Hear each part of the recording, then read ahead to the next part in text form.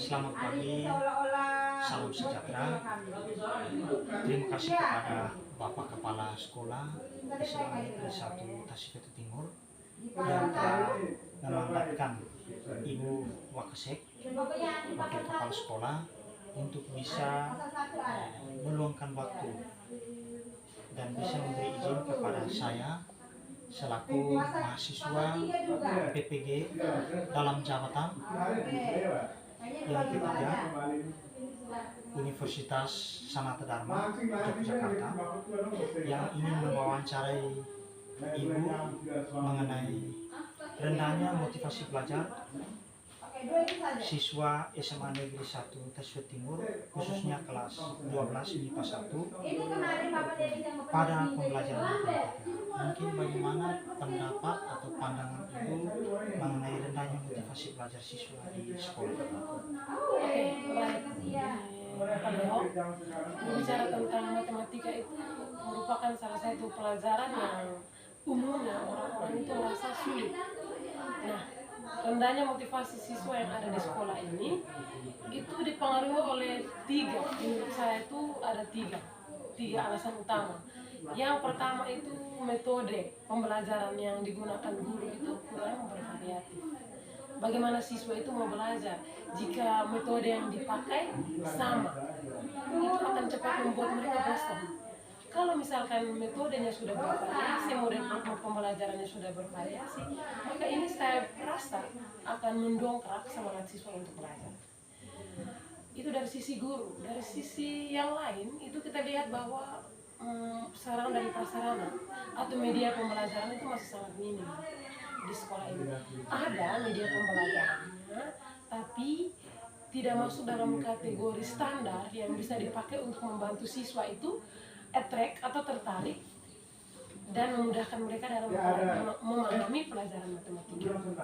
Kemudian salah satu hal eksternal yang sangat mempengaruhi siswa kita itu adalah bahwa kurangnya pengawasan orang tua di Nusa Tenggara Timur, khususnya Atamoa itu mata pencaharian orang tua itu rata-rata bertani atau berkebun. Jadi anak-anak di rumah itu terkadang orang tua itu lebih malah memfokuskan mereka untuk kerja bantu di ladang dulu daripada belajar. Bagaimana mungkin anak belajar kalau anak itu sudah capek bekerja? Memang ada orang tua yang sudah memiliki pemahaman yang bagus tentang waktu belajar siswa di rumah, tapi hanya sedikit. Kebanyakan orang tua juga kadang sibuk dengan pekerjaan sehingga mereka tuh tidak ada waktu untuk mengawasi anak-anak untuk belajar. Jika semuanya diserahkan ke sekolah, maka otomatis motivasi anak untuk belajar matematika itu rendah, apalagi matematika sulit. Jadi ada 3 hal itu yang mempengaruhi, membuat siswa rendah minat dalam belajar.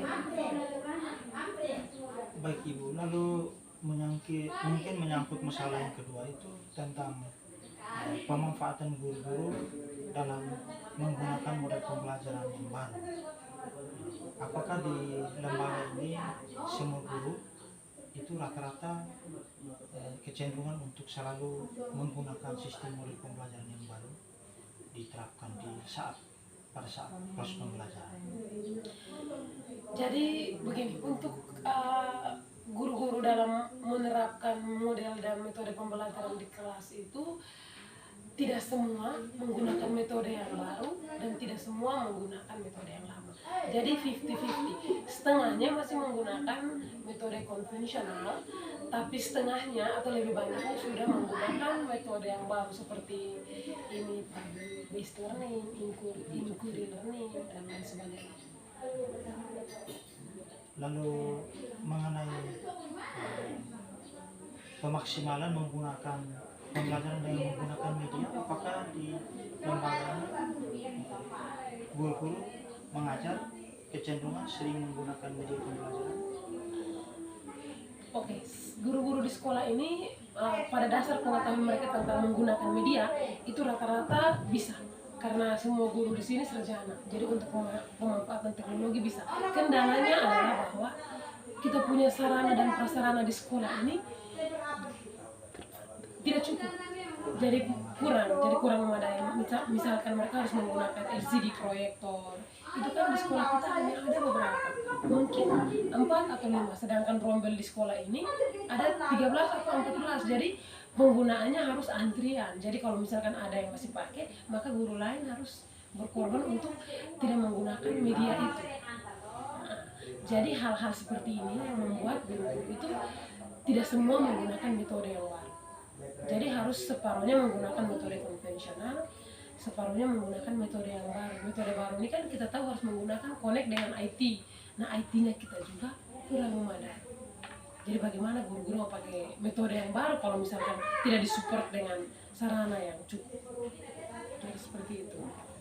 Oke, baik. Terima kasih banyak Ibu atas masukan, atas hasil wawancara ini. Mohon dukungan Ibu untuk selanjutnya ketika kami selalu membutuhkan data-data untuk perkembangan lembaga ini. Terima kasih, selamat.